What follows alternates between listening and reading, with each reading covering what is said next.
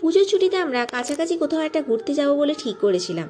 সেই মতো bag packing করে বেরিয়ে পড়লাম। আমরা গিয়েছিলাম দেহগড়ে। প্রথম দিন আমরা যদিও গিয়েছিলাম আসানসোলে। আসানসোলে গিয়ে বিকালবেলায় আমরা গিয়েছিলাম মাইথন ড্যাম্পে। মাইথন ড্যাম্পে আমরা স্পিড বোট রাইডিং করেছিলাম। আমার মাঝে মাঝে একটু ভয় লাগছিল, কিন্তু আমরা খুব এনজয় করেছিলাম।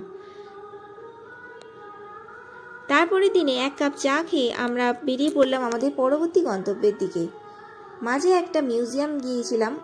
মিউজিয়ামটা ছিল শীষ মহল বলে, খুব সুন্দর কারুকার্য করা একটা মিউজিয়াম। এরপরে আমরা যাচ্ছিলাম মধুবন বলে একটা মন্দিরে। ঝাড়খণ্ডের ওই দিকে রাস্তাগুলো এত সুন্দর আর এত সুন্দর প্রাকৃতিক পরিবেশ যে দেখেই খুব মনটা ভালো হয়ে যায়। সেই মনোমুগ্ধকর প্রাকৃতিক দৃশ্য দেখতে দেখতে আমরা এগিয়ে চললাম মধুবনের দিকে। মধুবনের মন্দিরটি খুব সুন্দর কারুকার্য করা একটি মন্দির, যেটা দেখে খুবই ভালো লাগবে। যদিও ভেতরে ক্যামেরা অ্যালাউ ছিল না, আমরা তাই বাইরে থেকেই যতটা পেরেছি ক্যাপচার করেছি। এরপরে আমরা চলে গিয়েছিলাম উর্শী নদীর ঝর্ণাতে। এটাই সেই উর্শী নদী যেটা রবীন্দ্রনাথ তার বইতে লিখেছিলেন।